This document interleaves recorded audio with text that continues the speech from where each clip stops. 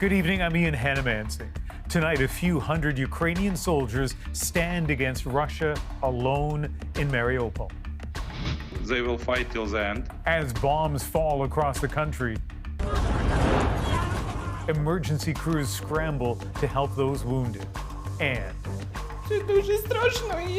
we meet the mothers making a difficult choice, searching for a safer place to give birth. Also tonight, shock and fear after a drive-by shooting leaves 5 men wounded after Ramadan prayers. They are innocent, they are bystanders, they are just standing there. And the joy and anxiety of gathering without restrictions. How did you navigate the 6th wave holidays? Plus, Canada's golden goalkeeper gives a goodbye interview. As Stephanie Labbé retires, she reflects on the effects of that gold medal game. It's going to be bigger than any of us can really imagine. This is The National. Russia is on the verge of taking Mariupol, delivering an ultimatum to the Ukrainians still left fighting: surrender or die. Ukrainian officials say there will be no surrender, Russia's advance coming at a terrible cost. The situation in Mariupol is both dire militarily and heartbreaking. The city doesn't exist anymore. The fall of Mariupol after 7 devastating weeks would be the most significant victory for Russia so far. And Chris Brown shows us it could have consequences for the wider war. Russian TV shows what it claims are its forces in full control of Mariupol after a ferocious 6-week fight with its besieged Ukrainian defenders. Russia says 400 or so Ukrainian fighters remain in the city's giant steel mill, refusing to surrender, and that some Canadians are part of that group, but it's impossible to get independent confirmation. Ukraine insists that means Mariupol still stands. No, city still is not fallen. There is still our military forces, our soldiers, so they will fight till the end. Elsewhere, other cities also took huge hits from Russian attacks Sunday, with Kharkiv suffering immense damage and 5 deaths. This incredible video shows a medic helping a victim as Russian shells fall around them. But the rescuer bravely stays with the injured woman throughout the panic. The suburbs of Kyiv were hit again for the 3rd day in a row. The target this time, an ammunition factory, according to Russia. But all that's certain is that people in the Brovary neighborhood lost their water and power because of the attack. They now fill up at a community well and fear the next missile strike. I'm even more afraid than when the war started, she said, because this was so close. This man was shaking when he talked to us. We have only proud for our people. No, excuse me. Everything will be Ukraine. Russia continues to push hard in eastern Ukraine, building to a full offensive. If Mariupol falls, Russia will get an edge by being able to use those troops in a battle that may be inevitable. Alexander Kara is a political analyst who used to serve in Ottawa as a Ukrainian diplomat. Can you see the Russians saying, okay, fine, we've got the prize, let's stop now? No. The ultimate goal of Russia is just to demolish Ukrainian statehood. And certainly they want to have us as a part of Russia or a pro-Russian buffer. Some people have started returning to Kyiv, but Russia has indicated it will keep firing at the city to cripple infrastructure and also as punishment for military successes. Chris Brown, CBC News, Kyiv. With much of Mariupol destroyed and the threat of rising attacks on other cities, the Ukrainian president told CNN his country is not going to give up any territory in negotiations. Ukraine and the people of our state are absolutely clear.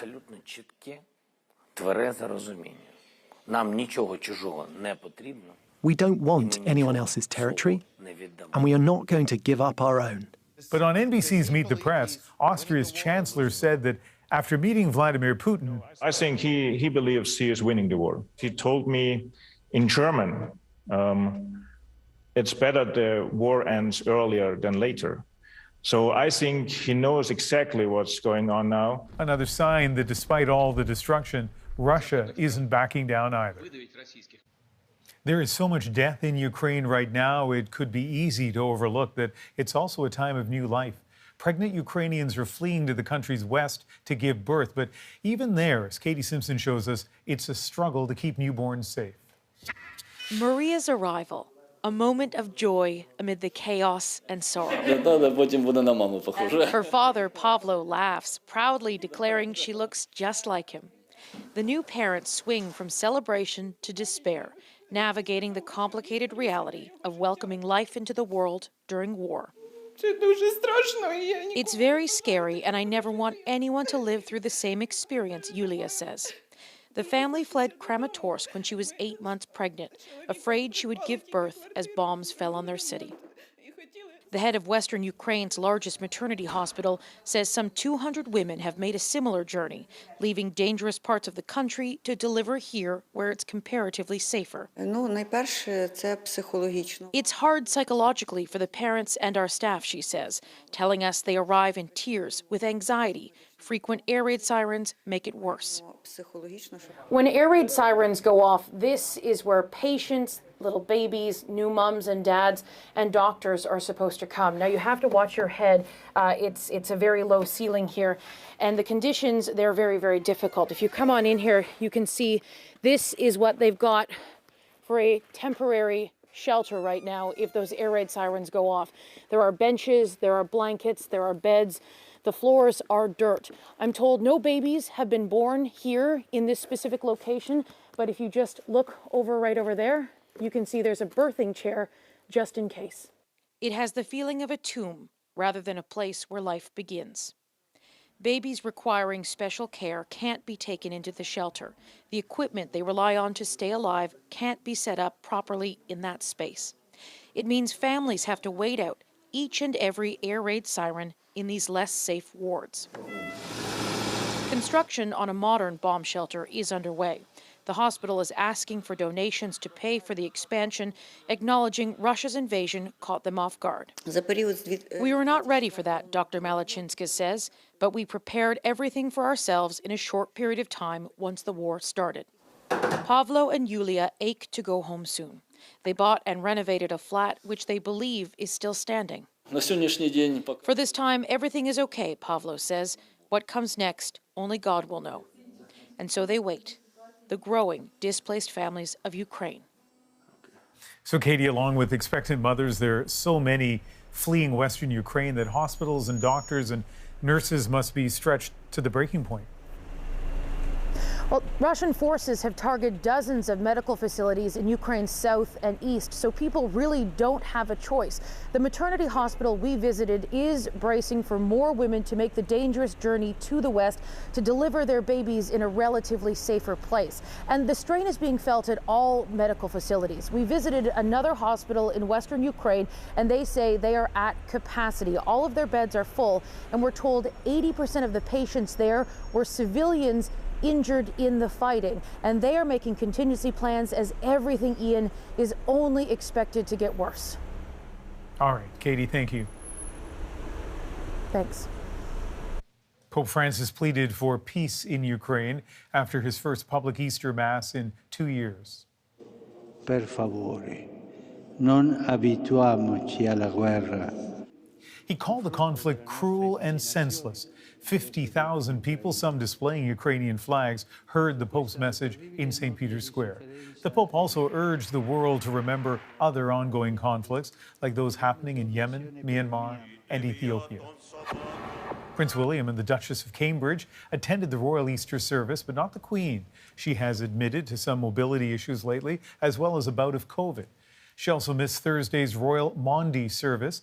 In that instance, her son, Prince Charles, took her place, along with his wife, the Duchess of Cornwall. The Queen turns 96 this Thursday.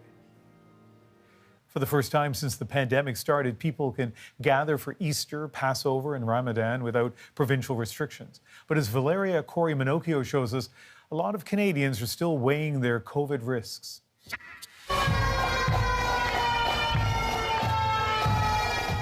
After a 2-year hiatus, the Toronto Beaches Easter Parade is back. I'd say we missed it quite a bit. The kids certainly missed it. It's not as crowded as it usually is.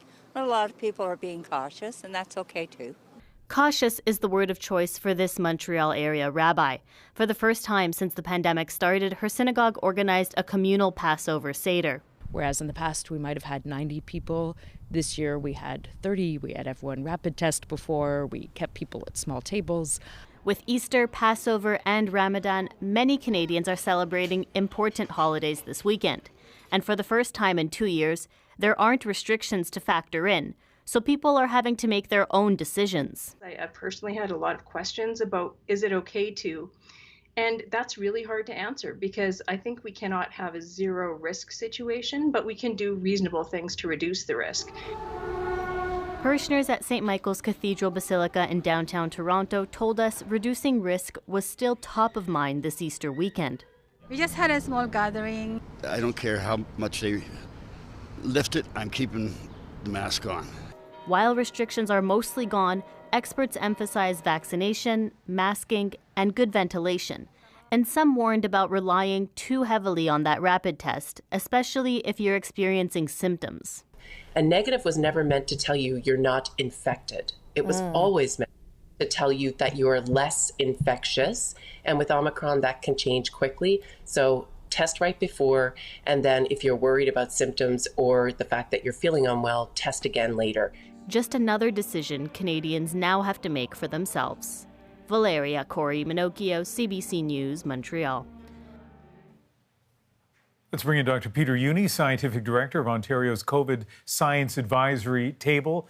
And Dr. Juni, given the amount of COVID that's out there right now, what advice do you have for people over the next few days? Well, we need to be aware of that probably around 5% of the population, certainly here in Ontario, is currently having an active infection and is potentially infectious. Means let's just be careful, masking, avoid crowded indoor spaces as much as you can, and just be aware this will be over relatively soon. This wave is hopefully subsiding soon. So let's talk about that. You believe there is some cause for optimism?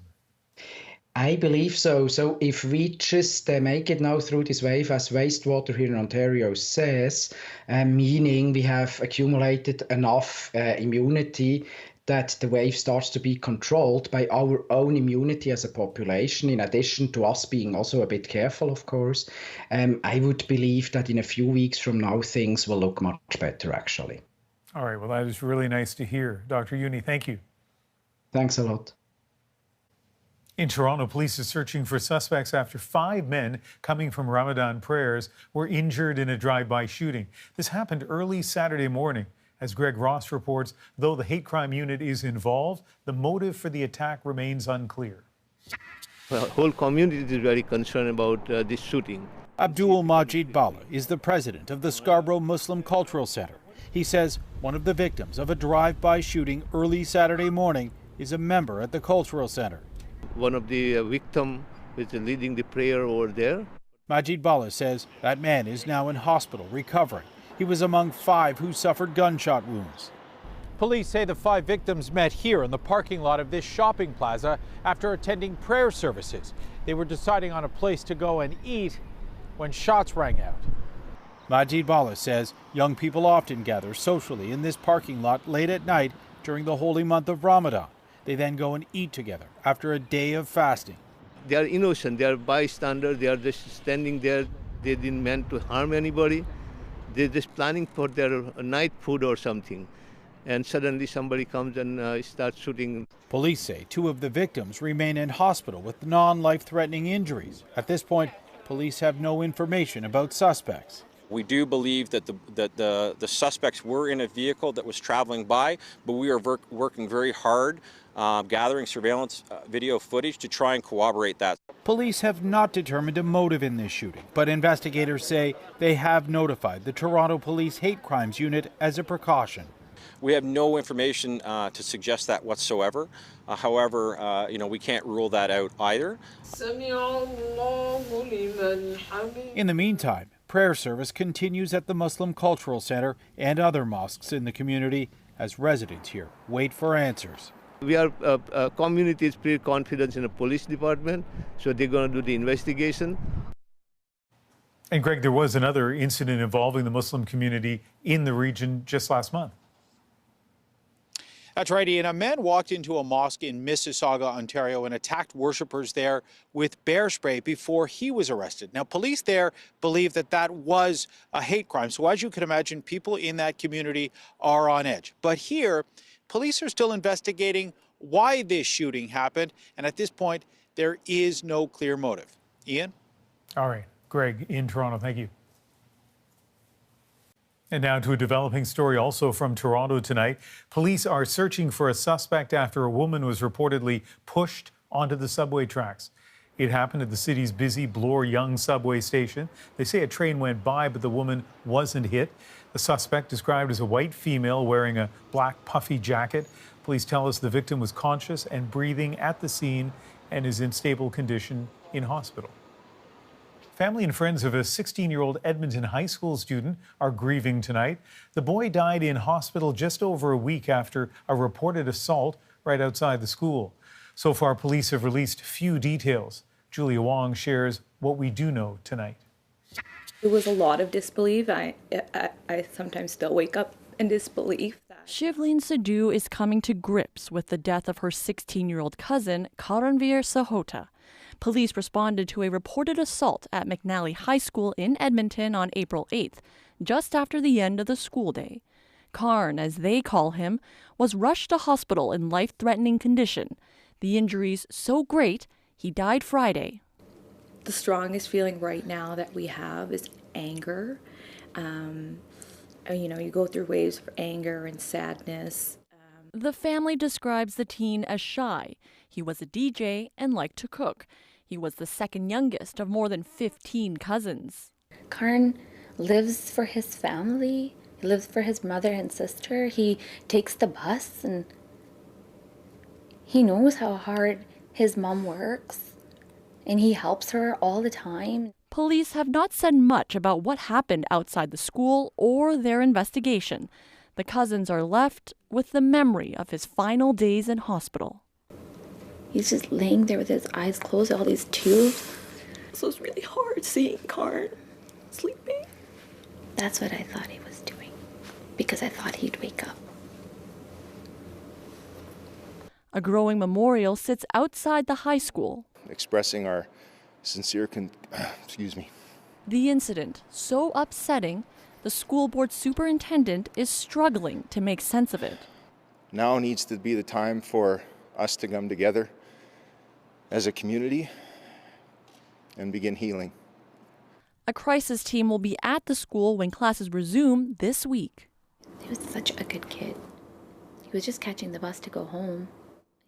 Homicide detectives have taken over the file. Police say a number of youth suspects have been identified, and more information will be released in the days to come. Julia Wong, CBC News, Edmonton. Now to a Go Public investigation. A man who lost his job says he was denied his day in court by a lawyer who never filed his wrongful dismissal case. And when he went looking for justice for that, he found what some call a gap in the system that's supposed to protect him. Rosa Marcatelli shows us. Well, the sun came up a little too fast this morning. Dale Rendero is singing the blues these days after saying he was unfairly fired from his job as a truck driver. All he wanted was his day in court, but he missed the 2-year window to file a wrongful dismissal lawsuit, all because of a bad lawyer. He had done nothing except lie to me, send me false documents, and that was it. And then he kind of just disappeared. You got all the proof you need here that he did something wrong.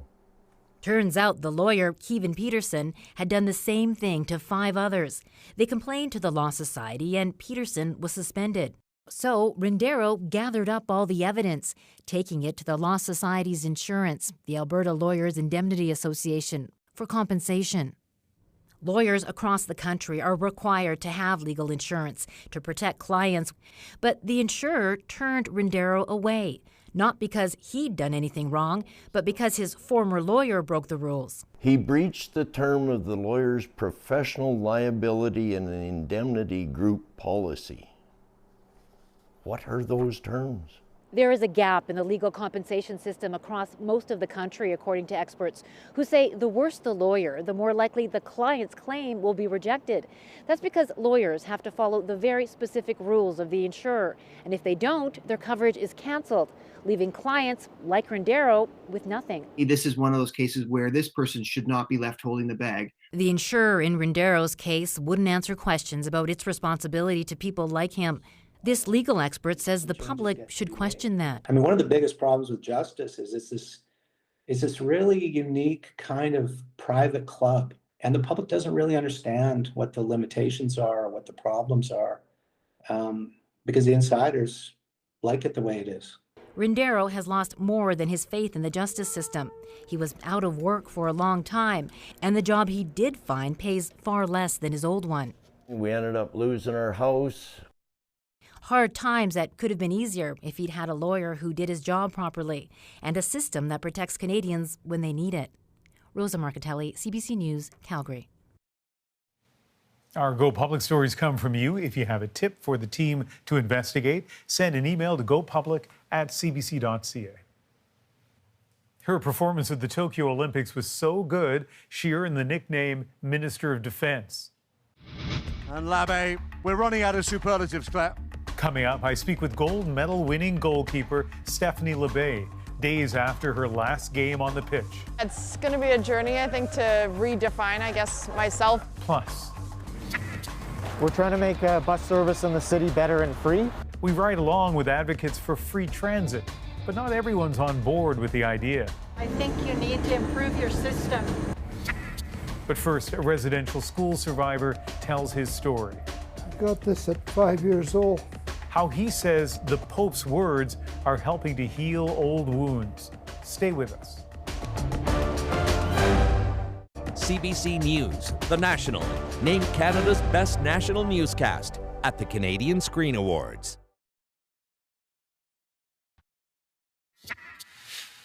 A lot of people are looking forward to the Pope's journey to Canada this summer, particularly some survivors of residential schools.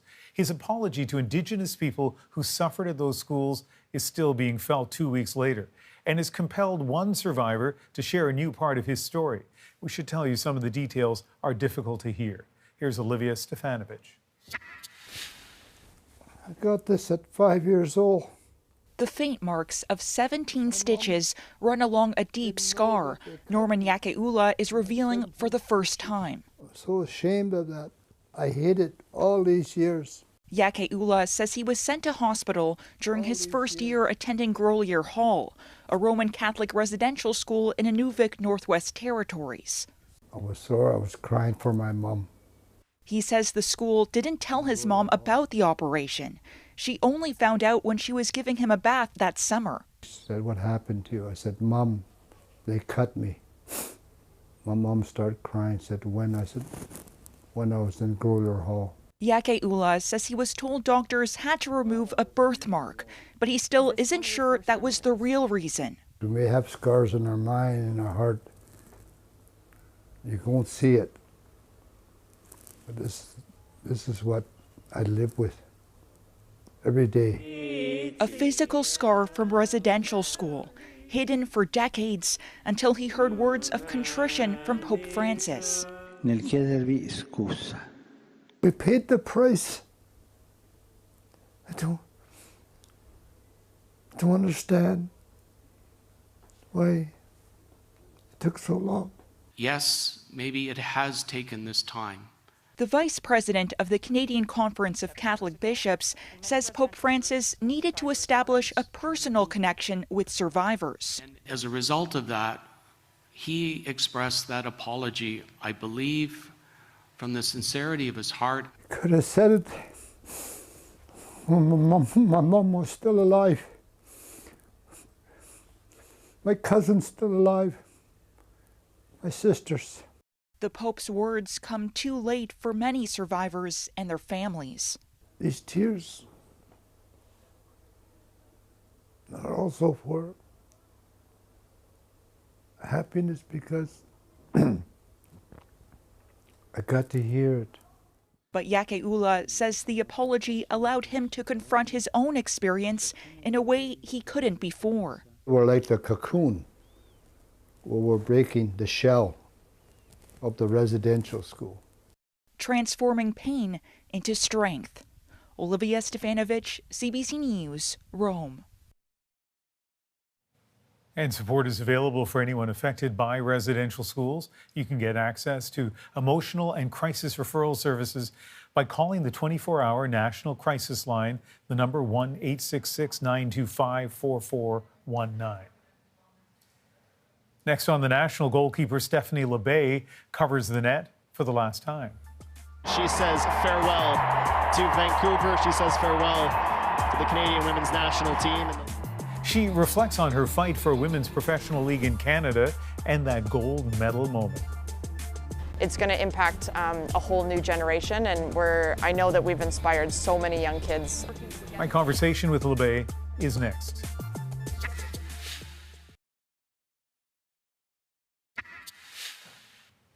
The goalkeeper, nicknamed Canada's Minister of Defence for her dominant performance at the Tokyo Games, has retired. Stephanie Labbé played her last game earlier this month after an impressive career that was capped off with gold in Tokyo. After her final match, I sat down with her in Calgary to talk about what comes next. Stephanie Labbé will make the slow walk to the bench as she says farewell to Vancouver. She says farewell to the Canadian women's national team. What a way to end a career. National team goalkeeper Stephanie Labbé says she knows athletes don't often get to control how they leave the game, but she did, to a standing ovation in front of family and friends. So, Olympic champion, veteran of the national team, but now retired athlete. How does that part of the description feel? Yeah, it's going to be a journey, I think, to redefine, I guess, myself and how I see myself. I think I've done a great job towards the end of my career to not just see myself solely as an athlete, but to really round that out in terms of how I view myself, how I carry myself. But it is a new feeling for sure. You know, just being out here and seeing the sport right in front of my eyes, it's going to be weird, I think, to see it for the next little bit, but I'm so excited that I don't have to strap on my boots today and go out and play and dive and throw my body around. I'm excited to give my body that break and my mind that break and to take some time to decompress. And what a way to finish. I know you've been playing for a little while, but looking back to the gold medal at the Olympics, what impact has that had on you and your life? It's been incredible. You know, I felt like I had a voice and a platform before, but I think what we have done for soccer in this country has completely elevated people's, I think, views of this team and what we can achieve. And I think for me personally, I feel like I was able to go out there and put on a performance of a lifetime and really find my full potential. I feel like I was able to step on that stage and be the absolute best version of myself, and that's exactly what I was striving for every single day. That's what I was grinding for, what I was working so hard for on the days of training, you know, where I maybe didn't want to go. I pushed myself to my limits so that when the time came, I was able to be at my absolute best, and I'm just so proud of myself for that. And Labbé, well, we're running out of superlatives, Claire. You said the bronze medal in 2012 actually inspired a lot of people, including young women, some of whom ended up playing on your team in Tokyo. What do you think the impact is going to be on the sport of the gold medal? Oh, I think it's going to be bigger than any of us can really imagine. And I don't think we're going to see that effect maybe for another 4 or 8 years. But I know, you know, looking at the numbers of how many people watch the game, just for me, like walking around and how many people are recognizing me and talking about, like, I remember where I was in that moment.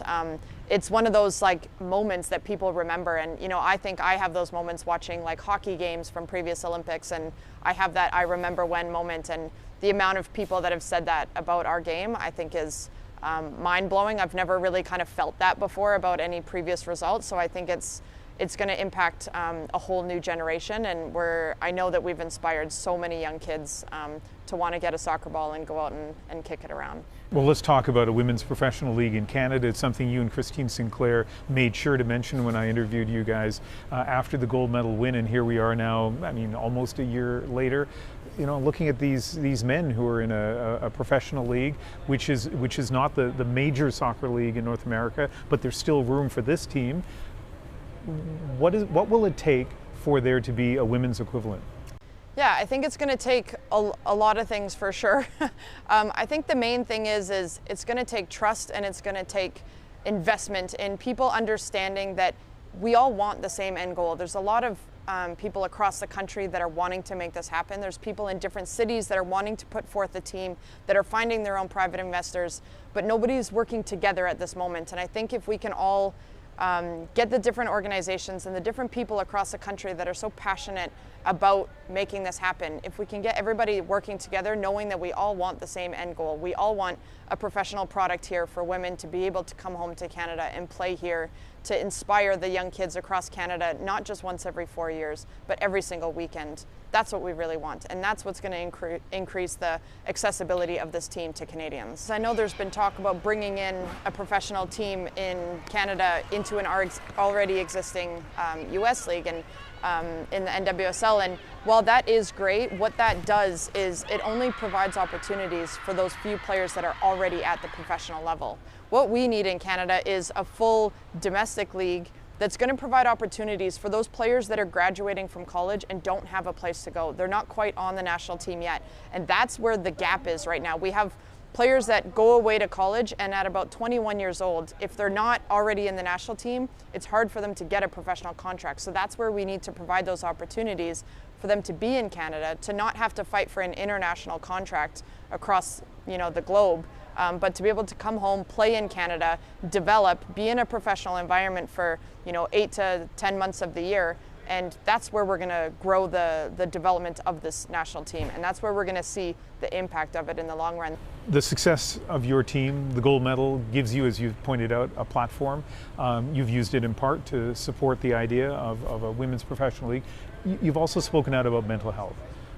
And I feel like that's a difficult thing to talk about publicly. What's that been like for you to be so open about such a private issue?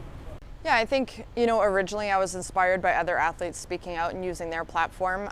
Hearing their stories, I connected to them, and that's what really first helped me, I think, accept and understand what I was going through. Like hearing the way that they spoke about it and the words that they used, I connected so much, and it kind of made me think like, oh, like that's kind of what I'm feeling, or I connected to how they said that. Like I've felt that for sure in the past, and kind of gave me the words to define what I was going through, and that was super helpful for me. So I think that was the first kind of like light bulb for me, was if I'm connecting to their story, imagine who would be connecting to my story, and just kind of wanting to like pass that on, I think. And then I think for me also knowing, like you said, like I have the platform and I have the voice right now, and I want to use it for good. I want to use it to help make change and to push the sport forward, to help inspire people of all ages, of all genders. And the more that, for me, I can be authentic and talk about my real struggles, I think the more that people can connect to me as a human being. And I think that's ultimately what's so important here, is we are all human and we all have very similar struggles, even though we are all in different places of our lives and have different backgrounds and come from different places. But everybody struggles in a different way, and I think the more that we can talk about our struggles and be open and real about them, the more that we can help other people to be okay with it and know that it's okay to not be okay. For an 8-year-old girl in Timmins or Yellowknife or Truro who's watching this and wonders about what she needs to do to get to where you are, obviously a huge amount of talent, but beyond that, what would you say to her? Dream your biggest dreams.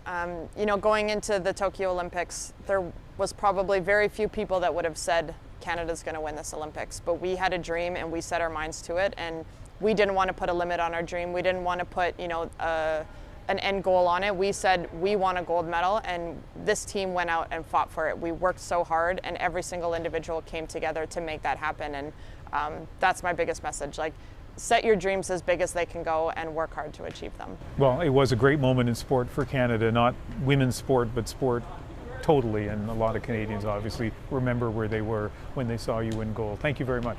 Thank you. And a few stats to underscore how impressive Labé's career was. On top of 2 Olympic medals, she made 86 international appearances with the women's team, and she earned 44 clean sheets. That meant in 44 games, she didn't give up any goals. Some startling news for Toronto Blue Jays fans today. Longtime Jays broadcaster Buck Martinez is stepping away from the booth to fight cancer. I'm going to go away for a while. I've got cancer, and I have to address that, obviously. My wife, Arlene, has been very supportive, and we're all positive, and we feel very confident. We'll be back here for the pennant race, so let's play some baseball and have a good rest of the summer, folks.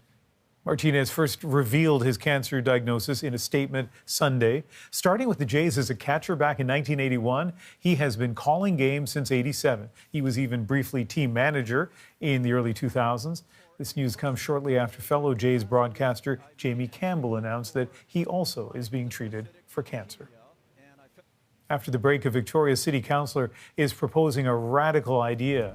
We eliminated transit fares for people under 19, and now we're thinking about doing that for everyone in the city. And the movement is gaining momentum outside British Columbia. Stay with us.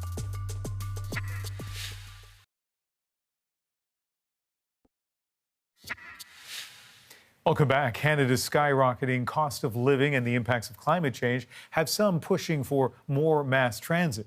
In fact, advocates in some Canadian cities want to follow 100 other communities around the world by making public transit completely free. Our Nick Purdon here's the plan.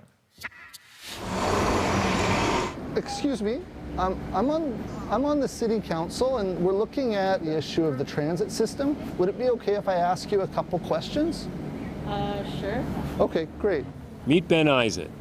He's riding the number 22 through Victoria because he has big plans for the transit system here. Well, what we've done is we eliminated transit fares for people under 19, and now we're thinking about doing that for everyone in the city.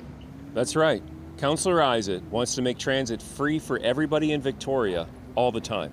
What do you think of that kind of a policy? It would make things a lot easier. Definitely would.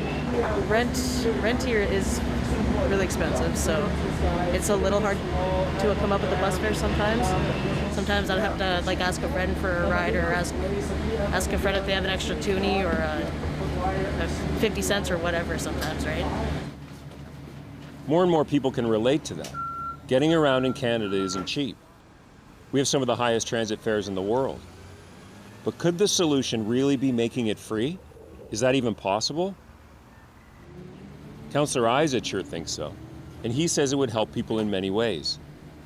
The goal is to remove fares as a barrier to people taking the bus, whether to access employment, to access education or culture, to visit with friends or family. And so I think removing those barriers to mobility is really important. Councillor Isaac already has 2 victories under his belt. He convinced Victoria to be the first city in the country to make transit free for anyone under 19. And this year he did the same for low-income seniors. Now he wants to go all the way. How do you try to convince people about your idea? The idea comes from the fact that we have thousands of community members with economic need, and they're having trouble just getting by. I do a lot of listening and asking them what they think and see what they come up with, and then based on that kind of dialogue, either advocate more persuasively or just reflect on what the response is. While Councillor Isaac is pushing for free transit to go to a citywide referendum this fall, for now he's going more bus by bus. I mean, I don't have a problem with the pricing, per se, of the bus. I think my biggest issue right now is more the fact that buses are showing up extraordinarily later than they used to. Yeah, so your concerns around the service levels. You know, when your bus shows up 15, 20 minutes late, that sometimes determines whether or not you get in trouble on your job. That's a really good point. Yeah. Canadians depend on public transit every day, and so, yeah, the stakes are high.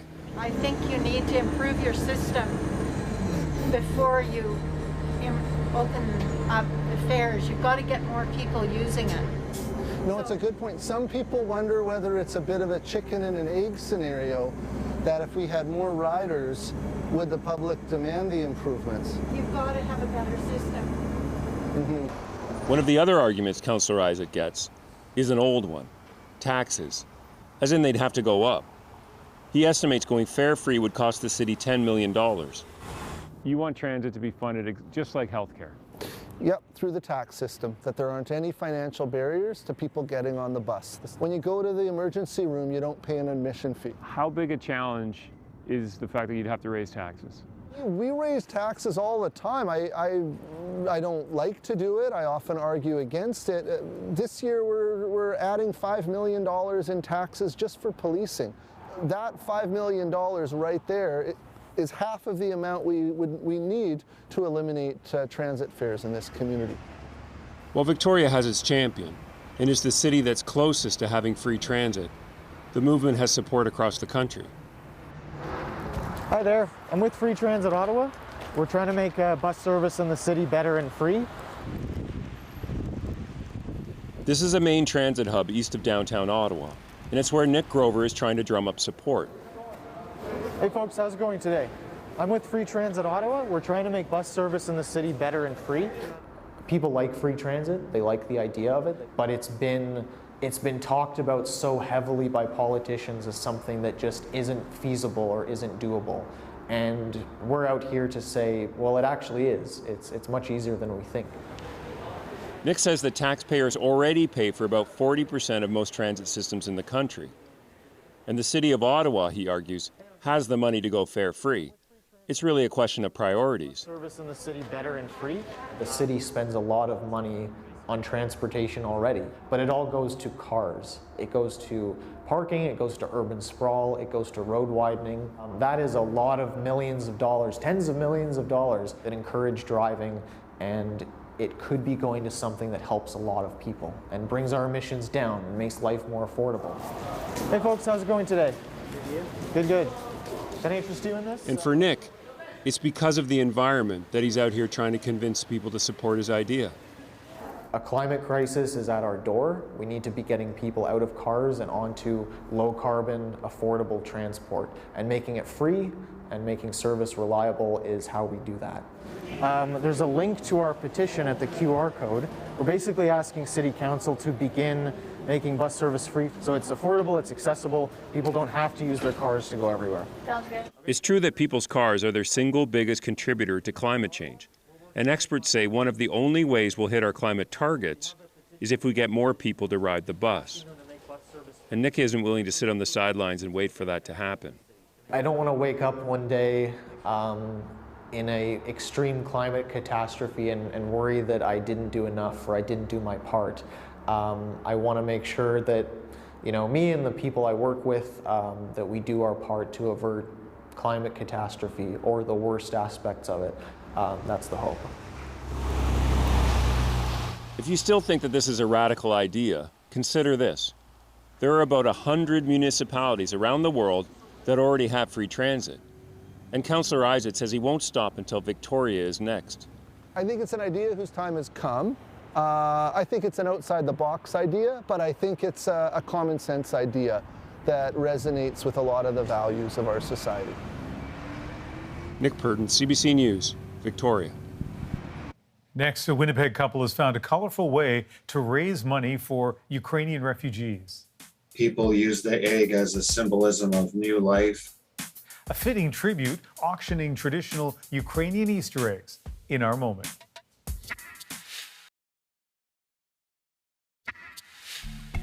Between Easter Sunday and next weekend's Orthodox Easter, you may see these intricate, colorful Ukrainian Easter eggs. A couple from Winnipeg is painting and auctioning them off to raise money for Ukrainian refugees coming to Canada. They explain their colorful act of charity on Rosemary Barton Live, and it's our moment. People use the egg as a symbolism of new life. I decided to look into it, and I went to local Ukrainian bookstores and gathered information and supplies and just started it on my own. Inspiration comes from other art, from ceramics, from clothing and embroidery, and from anything on the internet or anything in the home or in nature. We've raised $12,091, and we're so very excited. We just didn't anticipate that we would come near that amount, and we're quite overwhelmed and humbled by that. We're hoping that we'll be able to support folks that are coming with, we're thinking probably more women and children, so possibly baby supplies, clothing, food, whatever is most needed. There are various fundraisers going on across the country to help out Ukrainian refugees when they arrive in Canada. In fact, I think we featured at least one of those on a previous moment, but what could be more perfect than these Ukrainian Easter eggs? And apparently, not only have they been working on these for, not these particular ones, but on this art for 40 years, but they're trying to come up with some contemporary designs as well. They are absolutely beautiful. That is The National for April 17th. Good night.